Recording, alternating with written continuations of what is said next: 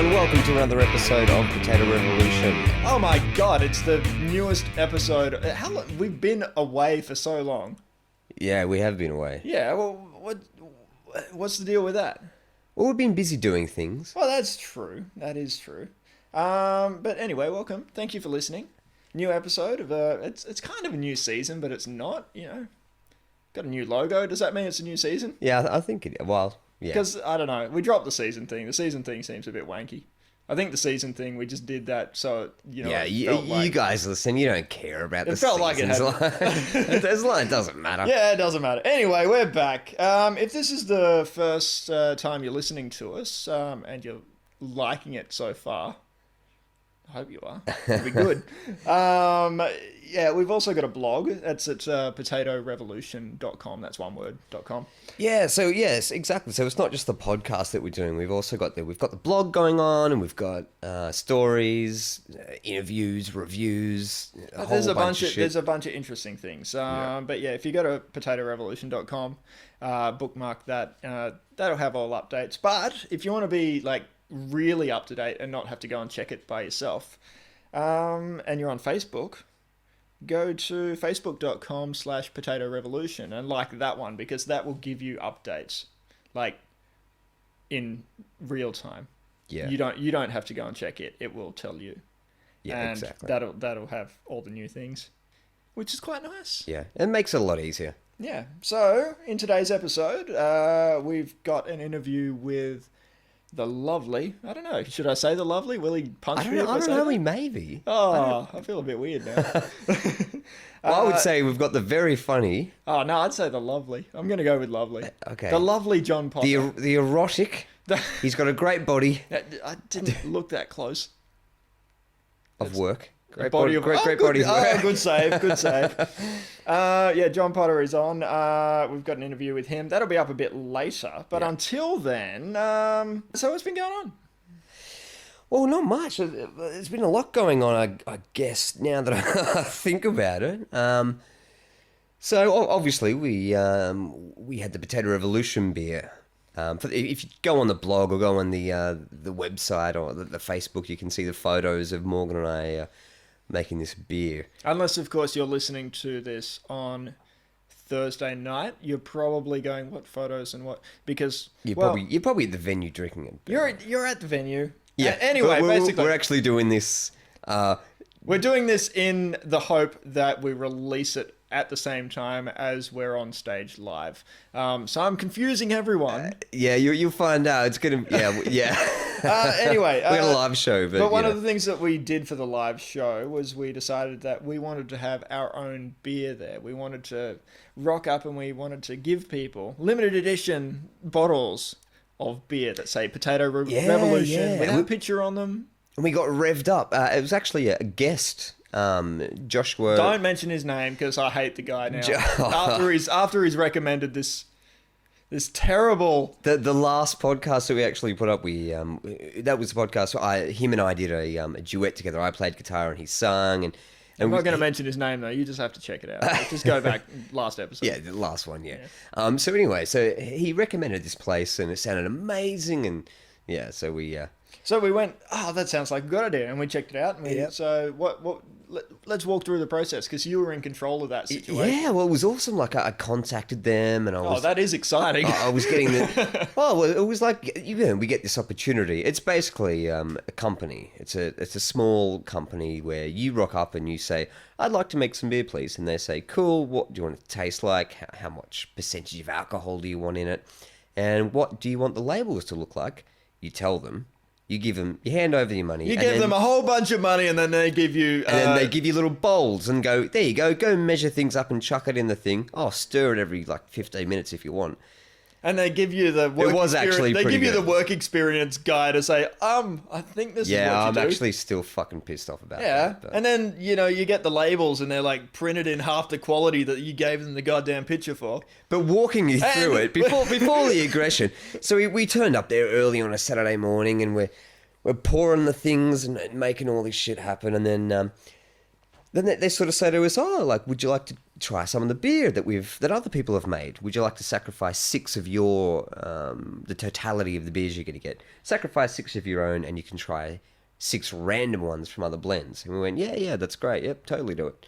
And we drank 6 different beers. Yeah, it was good, but it's interesting getting pissed at 10:30 in the morning on a Saturday. Oh, that's nothing new, though, is it really?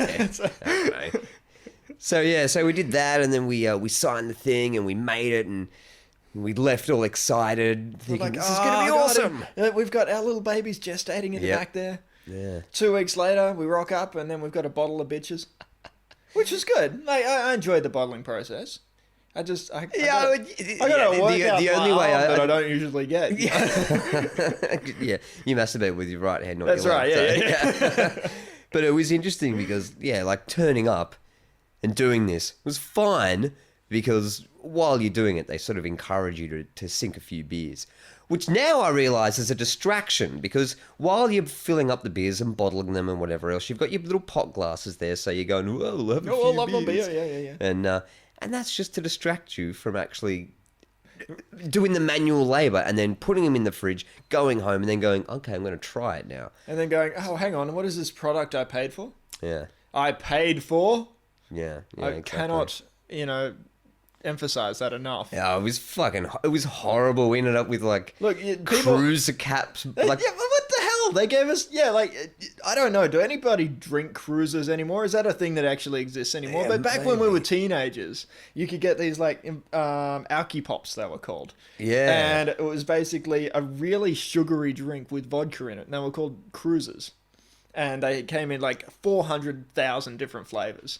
But yeah, for some reason at this, budget brew your own beer place, they decided, oh, look, they didn't pay that much. Let's just give them caps from, 20-year-old brews that, don't exist anymore. Yeah, yes. Oh, shit. Why don't they just blank ones? And then the labels were they printed out the labels. They were too big, so we had to actually spend the weekend cutting them. Is this funny, or are we just ripping into these people? I think we're just ripping into them, but I think they deserve it. We're not going to mention who they were because that's just a dickish thing to do. But I just want you to know, guys, that if you were at the night and you were looking at the label going, "Am I drunk or am I just not focusing properly?" No, you weren't. It's just the label is a bit fuzzy because, they did a half-assed job.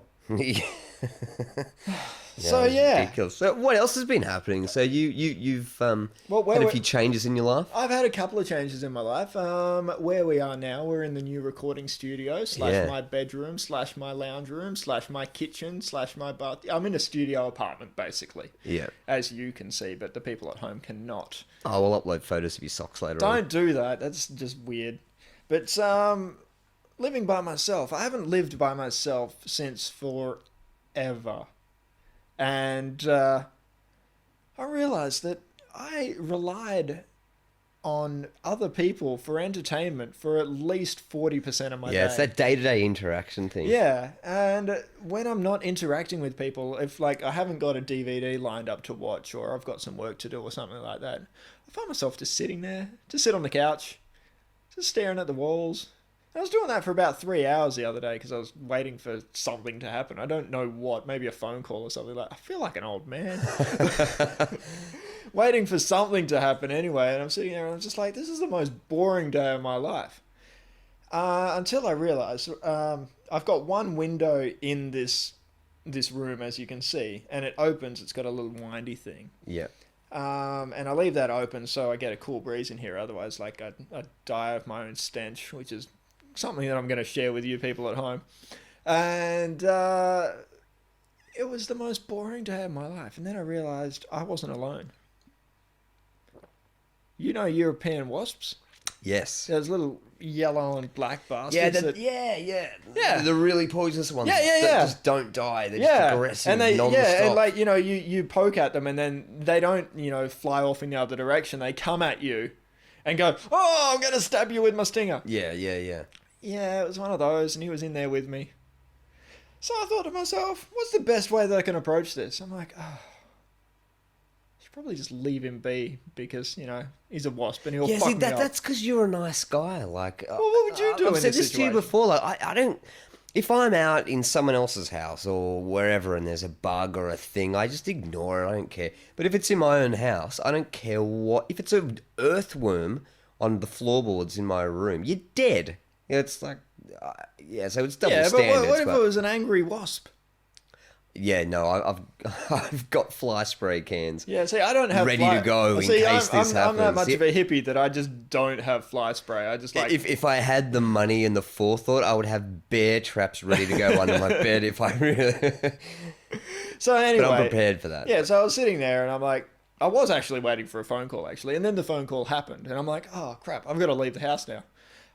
But I can't leave the house and leave the wasp in here because, like, when I get home, he's still going to be in here. Oh, yeah, he's playing hide and seek. Yeah. So I had to try and get him out somehow. That was an adventure within itself. So I'm getting, like, you know, these big sheets of paper that, like, the backs of the sticker sheets that we got for the beers. I've got, like, these big A3 pieces of paper, and I'm trying to make a wall, like, around the wasp and guide him into him. I assume it's a he. It's a worker wasp, I don't know. Yeah, it would be. And definitely making this tube for him to, like, just fly around and get out. So it's kind of like you've got a broom, essentially, just sort of smacking him, like... Yeah, but, like, I'm not going to do it with a... Guiding him gently. Yeah, but I'm not going to do it with a broom, though, because a broom, like... you'll get stuck in the fibres and make a home, and then you'll be paranoid. He's going to go, I can see your hands at the end of the broom. I'm going to come right down and sting your hands. So I had to, like, put myself on the other side of it and pretend I wasn't there. That's what I was doing. And it took me about 15 minutes, but I finally got him out, and I realised that's the most exciting thing that's happened to me since I've moved out of, like, into a house on my own. From a share house into your own place, yeah. Oh, my life sucks. But I'll tell you what doesn't suck, and that's the interview we did with John Potter. So we'll play that now. Enjoy.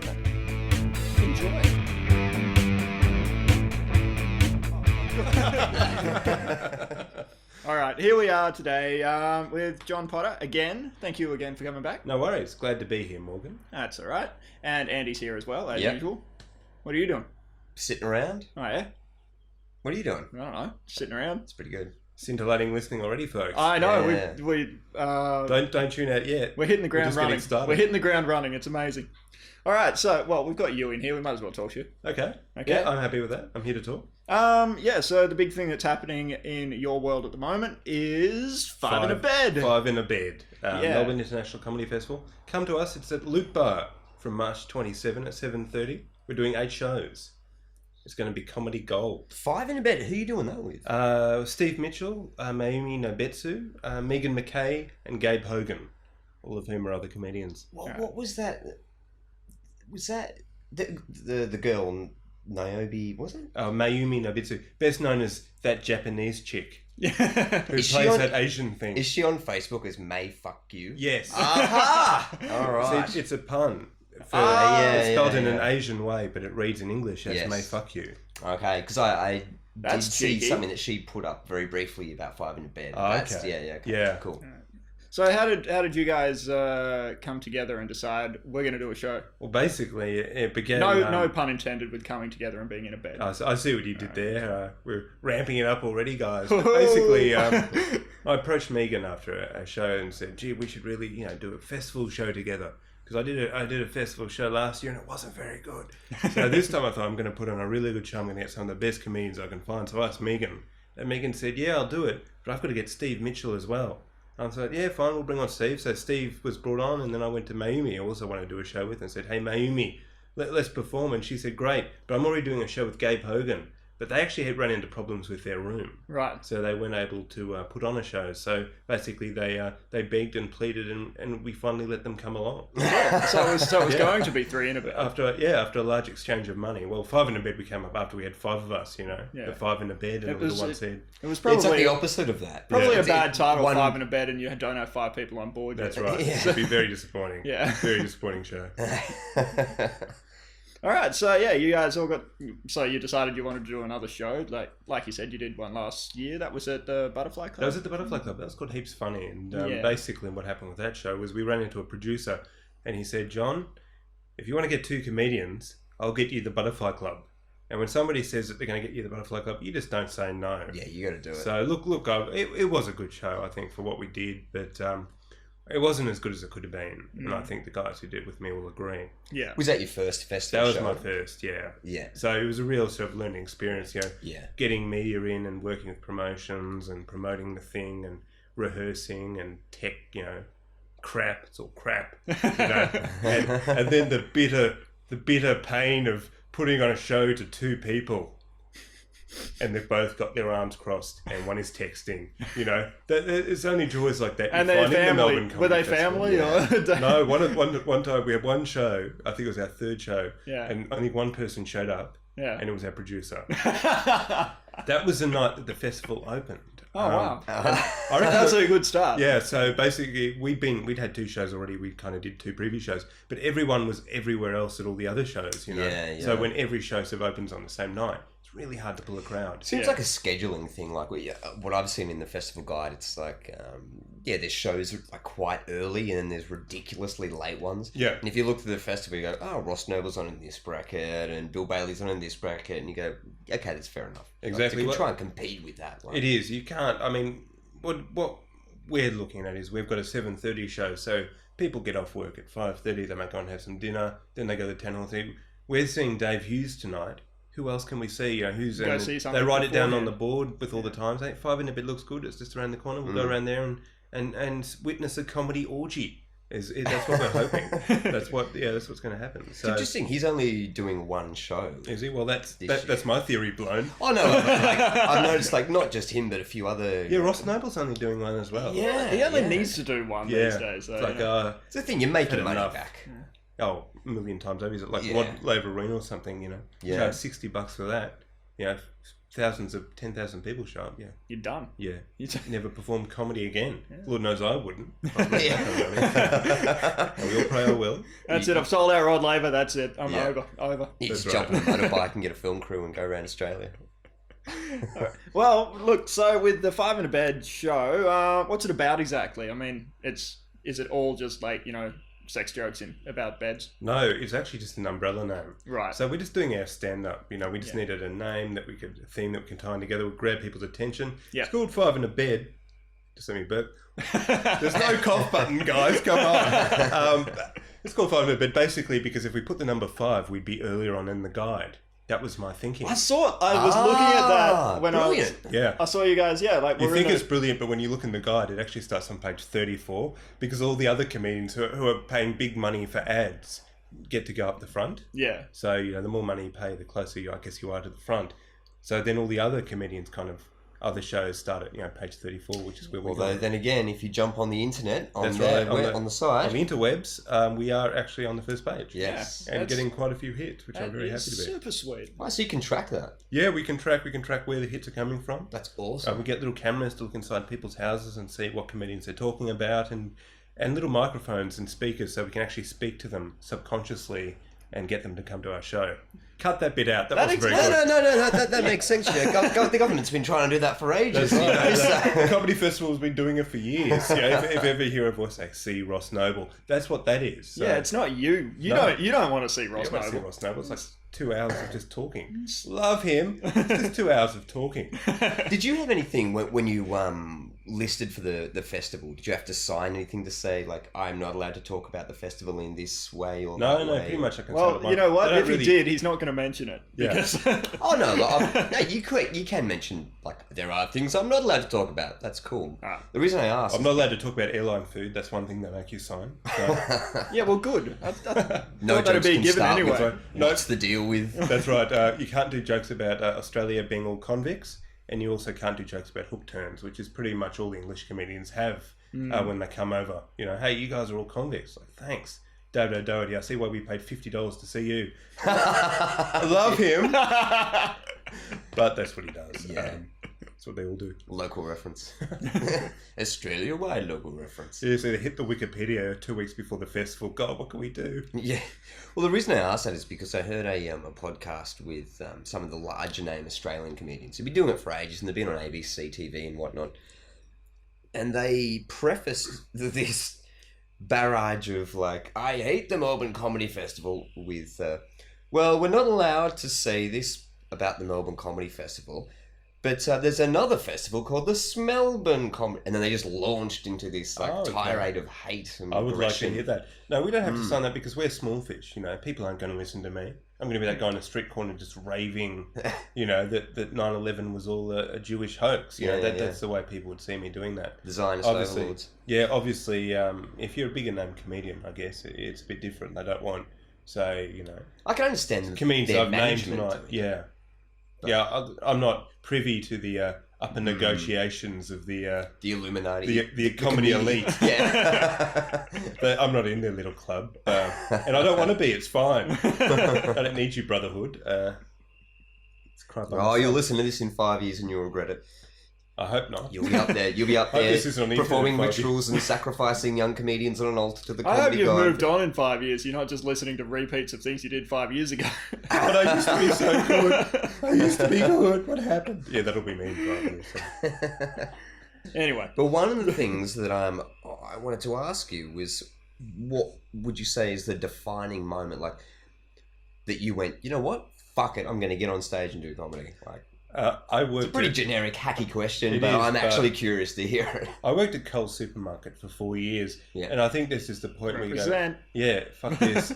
I can't do this for the rest of my life because I don't have many talents. You know, I can't build things. I can't put things together. I can't account. Like, if you gave me numbers, I wouldn't know what to do with them. Yeah, but you can face a wall of tuna like nobody's exactly. business. I can stack tuna, I can slice a big meaty ham, and I can make people laugh like laugh. So it's sort of like, those are my choice in life. I'm going to go with laugh, and hopefully, you know, something will come out of it, you know, if I get enough practice in. So that's the point where I just said, screw this. I'm going to be a comedian. Mum. I don't need. And now you're not allowed to use the Potter name anymore. That's right. I've been allowed to use that for years. But how'd you find the? I'm assuming you started out obviously in Melbourne. Yeah. So how did you find when you first started out, like the reception from maybe other comedians as well as the audience as well?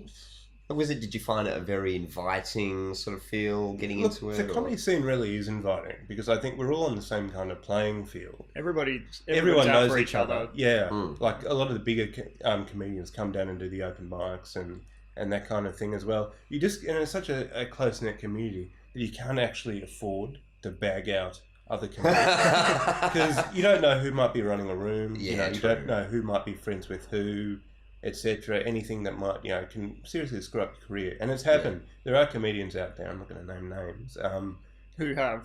Yeah. They've pissed off a lot of people and they just don't get gigs, you know. And you don't want to be, when you're on this kind of level, you've got no reason to be arrogant and pissing off people because you're nobody, you know. Yes, and I think I've met those comedians at roughly 11:02 p.m. on a Tuesday night at Melbourne International Backpackers in the smoking room. They weren't performing, but they were there and having their little session. It was, whoa. Yeah, and people like that, it's hard for them to get gigs, so after a while. So, I just want to get back to the show again. How long from the point where you said I want to do a show this year to actually having one together? What's the sort of process like? How long does it take? Basically, registrations are due, I think, at the end of November. Yeah. So you actually have to be on the ball, you know, long before then, because obviously you've got to get a venue, you've got to find people. So you've got to have all that stuff ready before registration. Yeah. Basically, you only have like a very short window to get everything in. I think it's about a month. Yeah. So you really don't have time to, 2 weeks in registration, go, I'd like to put on a show. Yeah. Because if you do it at that point, it's just not going to happen. Yeah. If you don't have a venue, finding a venue, I think, is the hardest part. Like, we'd real difficulty this year. So how did you guys come across the place you're at now, Loop?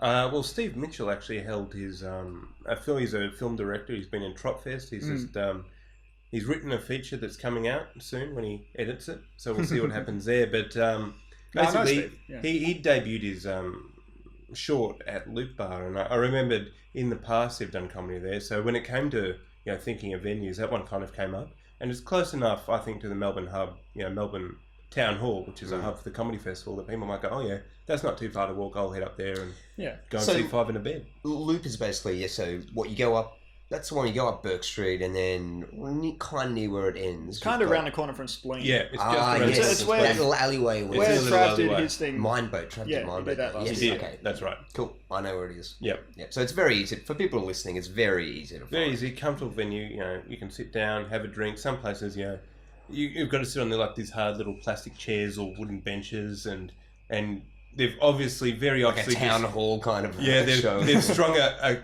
really badly hung curtain across. Yeah, no, the loop I didn't mind. They've got the very, very comfy seats. Exactly, very comfortable. That's what we're going to tap into, people's desire for comfort.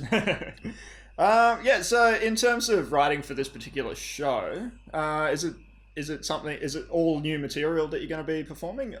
And if I ask that question, will you be able to answer for everybody else, or is it stuff? Yeah, in a way for me, because I'm always writing stuff. Like I'm not one of those comedians who go and see 6 months later they're still doing the same material. Yeah. Doing like every time I perform, I do try new jokes. I do try something new. I change the order of things.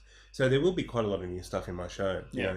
Got to do 15 minutes. So there'll be quite a bit of new stuff that people haven't seen.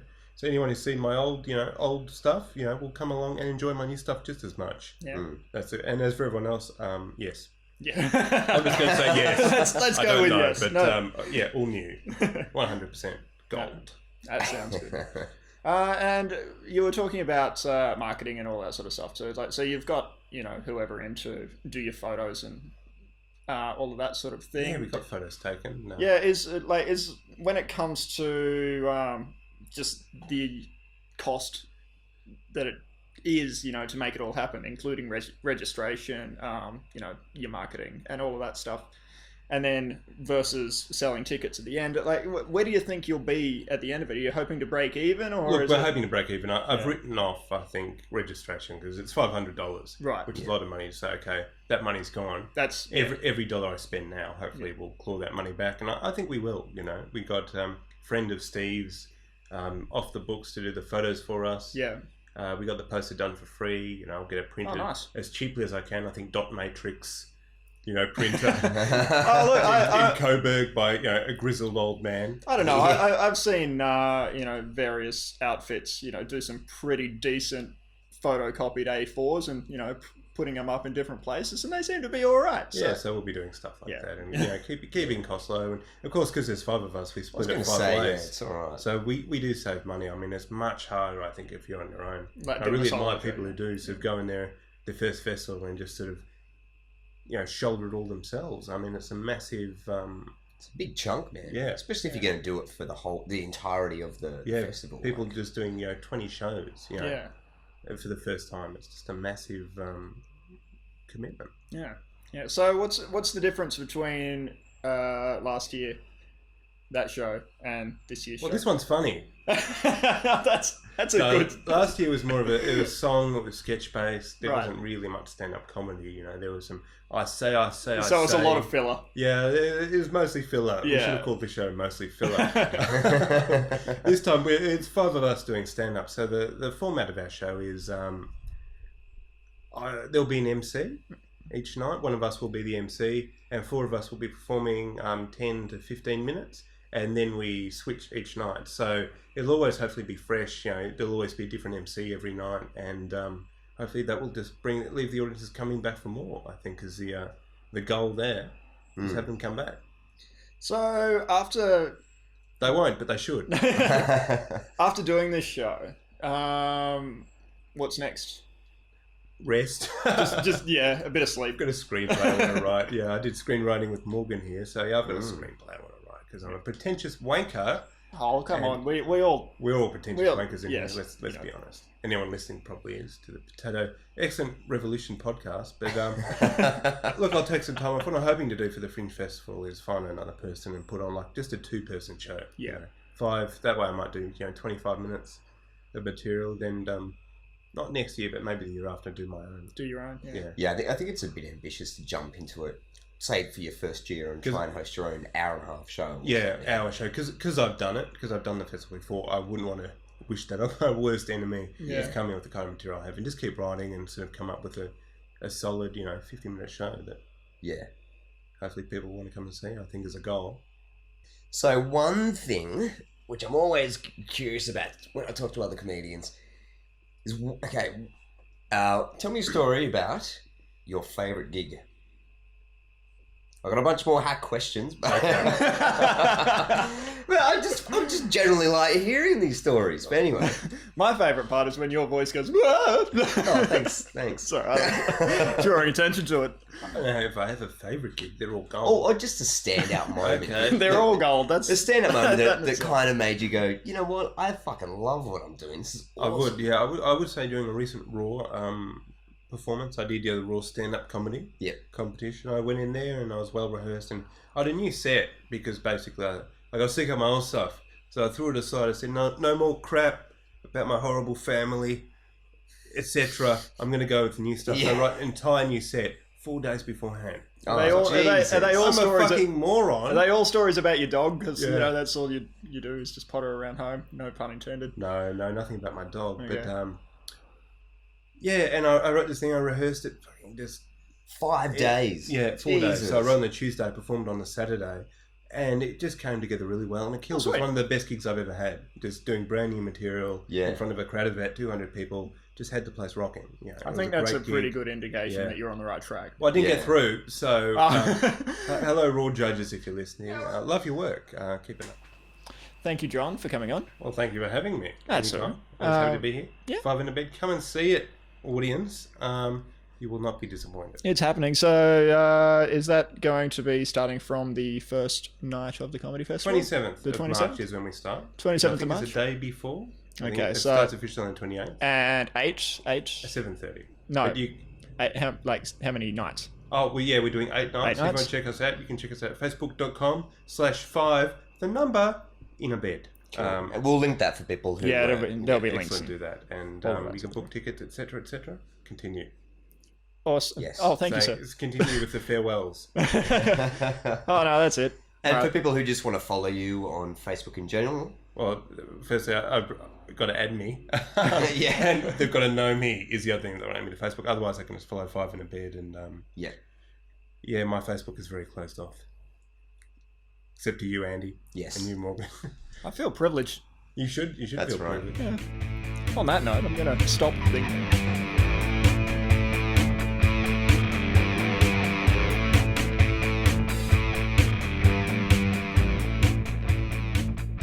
So yeah, that was John Potter. We're going to be checking out his show. You can check out his show as well. Obviously, you've just heard all the dates. We're going to have all that shit on the website and whatever else. So on the internet, yeah, the indie net, because that's what we are.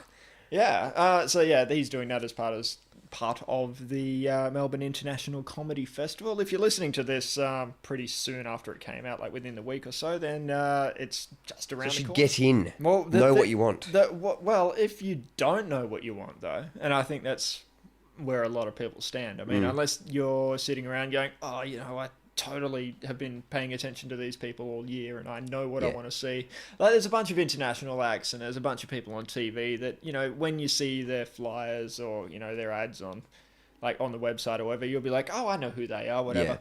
Yeah. Or if you want something to do, I know a lot of people out there freak out and go, oh, I want to go see something. What's a safe bet? Yeah, there's but you don't know 400 acts or something. I mean, how do you work out what's going to be good and what's not going to be good if you don't have an opinion about that kind of thing? Exactly. Or you know exactly what it is. So we're going to make life a little bit easier for you. Yeah, we're just going to pull out 5 people that we like. This is a really hard list to come to as well because there's so many great acts going on. Yeah, we had like 20 plus acts listed, but it's going to be a lot easier if we just list this on the website. Yeah, we'll talk most of these. Now. Yeah, most of these will be up on the website there, and the links to their relevant sites will be there as well. But as recommendations, just like off the top of our heads, some of our favorites.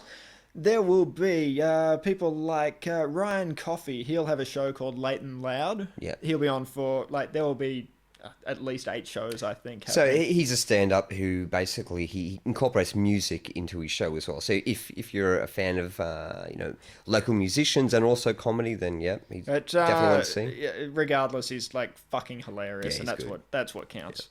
There's also John Bennett. He's a master storyteller. Yeah. He's got a show called Fire in the Meth Lab.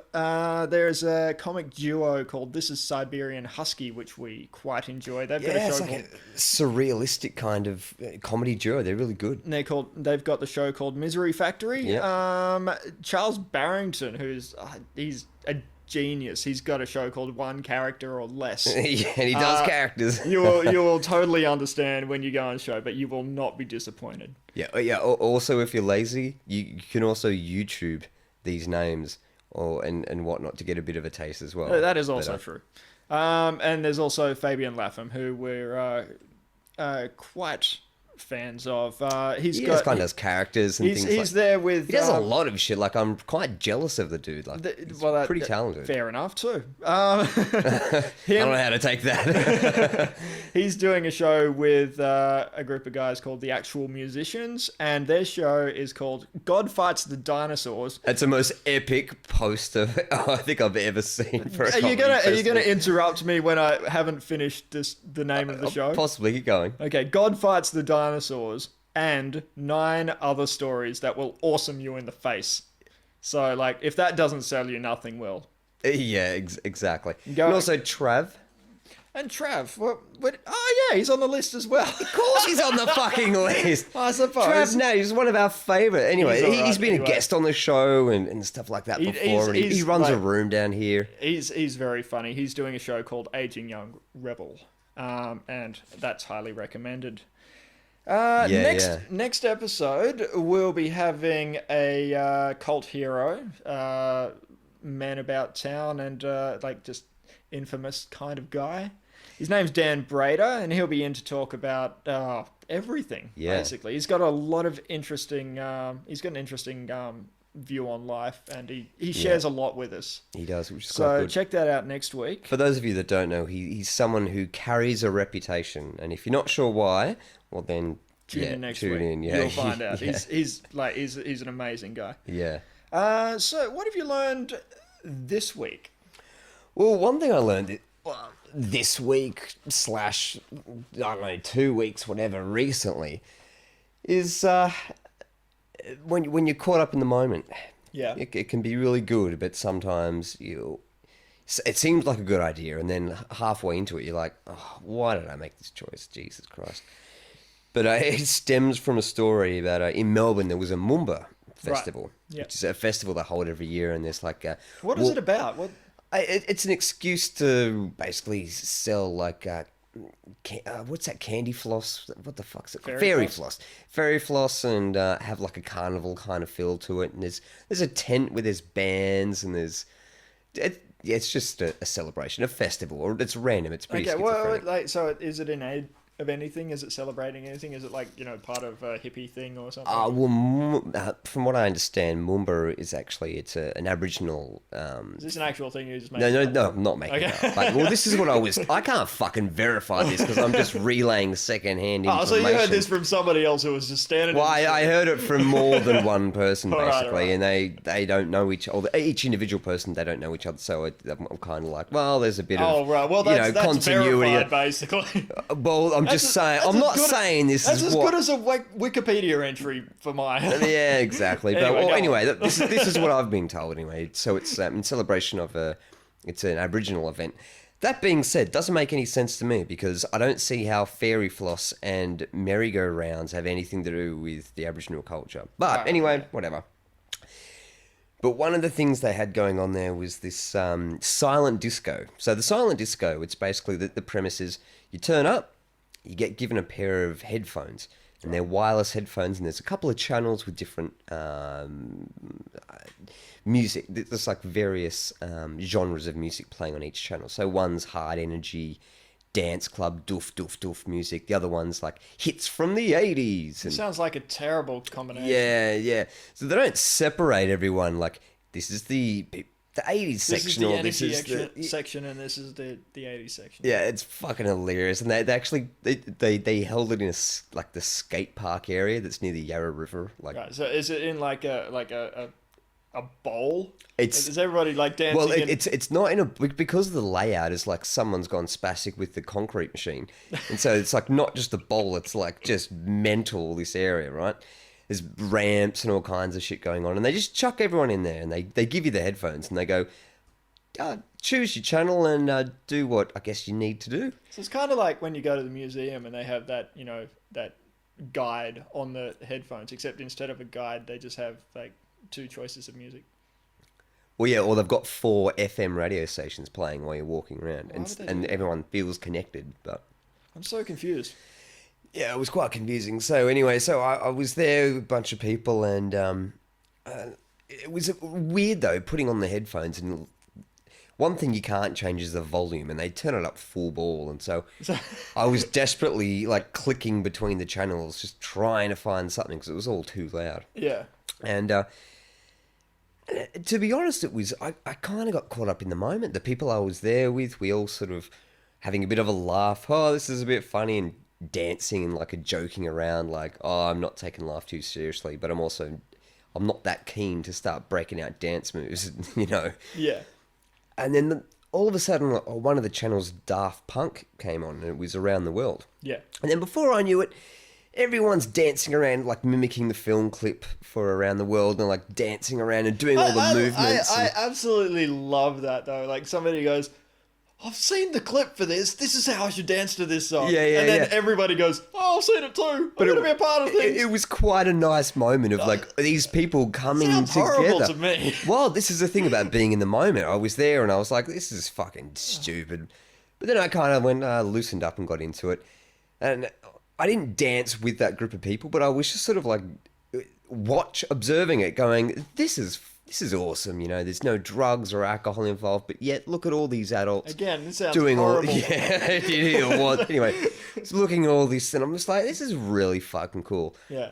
So I pull out my phone and I'm like, oh, I'm going to take a photo. Yeah. And then I climb up the top of one of the ramps, the skateboard ramps, so I get a good look, overviewing everyone. And then I take the headphones off. And my perception changed immediately. So you were taken straight out of the moment back to reality. I was totally. I was Yeah. ejected from that emotional buzz, the high or buzz, whatever. And when I looked down, and it was kind of like observing. If you wake up on a Saturday morning and it's like 8 o'clock or 9 o'clock in the morning, you go to the city to go and do something, and you see one of those guys on the corner of the street with his headphones in, and he's still on this drug high, He's and still he's going. dancing He's to been himself. doing that for 12 hours straight. Yep. And he's still going, that kind The of thing. club has kicked him out, but he still wants to dance, so he chucked his headphones in, and like you look at it and you go, there's a lunatic on the corner of the street, right? And then when I was taken away from that situation, looking down, it just looked like a massive group of people who have just lost their shit, and they're just going bananas. There's no music playing that you can hear. Yeah. And they're just like... So all you can hear is the shuffling of feet. Yeah, and then what was interesting, though, what I assumed was everyone dancing to Daft Punk. When I got up and actually I had that viewpoint, I realised there's different time signatures and beats per minute going on. So one person's like... Everyone's dancing differently. Everyone's got their crazy. own beat that they're dancing to. Yeah, and I realised... It's kind of cool in its own way. But... Yeah, it was interesting. I'm like, I thought everyone was dancing to Daft Punk, and then no, it turns out they're all off in their own little worlds. It was just you. Yeah. So it's not so much. It's kind of a lesson. It was more like a reminder of when you're caught up in the moment and you get all excited. Sometimes you need to just step back for a second, look at the situation before you start joining a conga line because you think someone's listening to the same sort of music you are. That's kind of like my lesson. Like about getting caught up in the moment and doing that. Well, this week it was my brother's anniversary. Happy anniversary to him and his lovely wife. I think that's something that I should say. What's the lesson? Oh, the lesson is, well, basically, I thought, well, it'd be a nice gesture to send them an anniversary card. So I did that. I went down to the post office. I got out of my house, away from the wasps and everything. And I decided I'm going to get out of the house. I'm going to go down there. I'm going to I'm going to look at the wall. I'm going to choose a card. then I'm going to buy it, and then I'm going to bring it back, and I'm going to fill it out, and then I'm going to post it. And I went and bought a card, and it cost me so much money. It doesn't actually matter how much money it cost at this point in time. But I brought it back, and I got all excited. I'm like, all right, here we go. And I'm like, dear, blah, blah, blah, blah, blah. And then I started writing this little note, which is basically wishing them well and saying, I hope things keep going like that in the future. But the physical words that I wrote on the page were A, grammatically incorrect, and just like the most banal sort of sounding shit that you've ever seen in a card. And as soon as I wrote it, I just went, I can't believe I'm sending a card on a special occasion with just shitty wording like that to somebody. And so I thought, well, I'm going to make light of it. And so I drew a little arrow pointing towards it, and I wrote a sub sort of text thing saying, sorry that I was making this bad, or something to that effect. And I realized that I just did exactly the same thing as I did with the last thing. Yeah. And same grammatical errors. And so I was like, I have to draw a line to this one saying sorry about this one too. But this is like a go on in a weird sort of fractal yeah, thing. I was gonna say, just it's go very around circular, circles. yeah. So then I wrote that, and then I wrote, fuck this, I'm making it worse. In pen on the card, and I went, I can't send this to them. That's the worst. I've just ruined it. I really have ruined it. So man, especially for the poor wife. I got husbands don't really give that much of a shit when it comes to this. Yeah, but and wives I'm really precious. I've totally taken the sentiment away from it by just not thinking about this and fucking it up. So I just got really angry, and I scrunched it up and I threw it in the bin. And I was like, I can't just leave it like that. I have to go and get another one. So I went back to the post office, and I spent twice as much money as I needed to. Just because I didn't use the forethought, and I was in the moment getting excited, and I didn't take myself away from that moment and go, let's just think about this for a bit and work out what we're going to say first. That's my lesson. That's hilarious. Yeah, just quickly on that, I did the same thing. The people I'm living with, there's a couple. Yeah. They had their engagement party the other day, and I wrote them a letter after a couple of beers and some secondhand pot smoke. And I woke up the next morning and I looked, and I'm like, I'm pretty sure I wrote a card for them. And I flipped through my notebook, and it was just chicken scratchings, and all I could make out was, hi, congratulations, I'm beer, some pot, you guys, awesome. Enjoy the future. I just looked at it and went, it's fucking going in the bin. Oh, Jesus. That's quite funny though. We had the same. Well, we've all got the greatest of intentions. We just have trouble expressing ourselves sometimes. Is that the male condition, or is that just us? I don't know. I don't know. It's circumstantial. Anyway, that's been the episode. And to play us out, we've got a track from a band called Sibling Reveille. They're a Goulburn-based band, and they do sort of folky pop stuff. I don't know. I hate trying to classify. Trying to compare things. I hate trying to categorize stuff. I mean, you'll hear it in 2 seconds, and then you'll go, oh, okay, now I know what he's talking about. Yeah. Anyway, I'm a fan of these guys. They haven't got a whole lot going on. I think they've got an EP, but that's about it. They're just starting, but if fucking anyone who just starts needs a bit of love and support or whatnot. And especially when they're good, and these guys are good too. Yeah. So we'll leave you with that. Of course, we'll do the relevant links and stuff. So if you like it, go to their page and check them out. Yeah. So that's it for us. Thanks very much, guys, for listening. Yeah, and take it away, Sibling Reveille.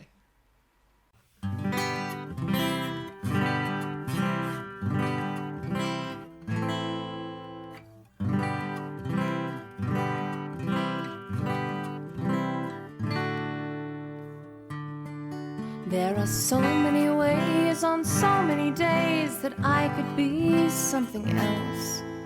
I wish that I could be taller or smaller, or a picture of perfect health. If I had other feet, or had a new face, or had a normal size chin, I wish at times I was like everyone else. How nice it would be to fit in.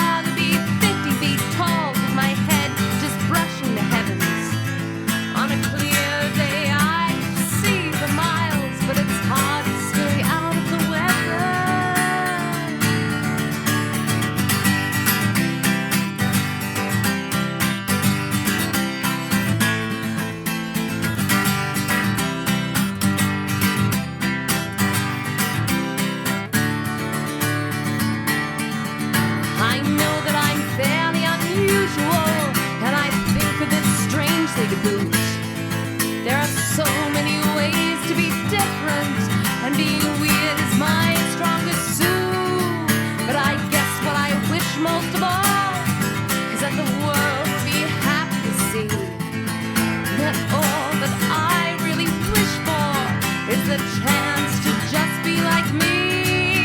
My imperfect chin and my great big feet, my head that I bump on the Lansing street, my hairy legs and my near-blind eyes, my nuddly knees and my bad luck with guys, my unsteady fingers and my short little arms, my lack of direction and my questionable charms. No wings, no duck feet, no claws, just 5.5 feet. Because all this is me.